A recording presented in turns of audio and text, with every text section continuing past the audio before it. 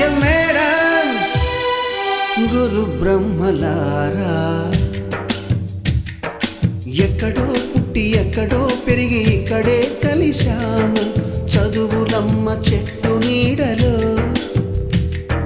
వీడలేమంటూ వీడుకోలంటూ వెళ్ళిపోతున్నాము చిలిపి తనపు చివరి మలుపులు.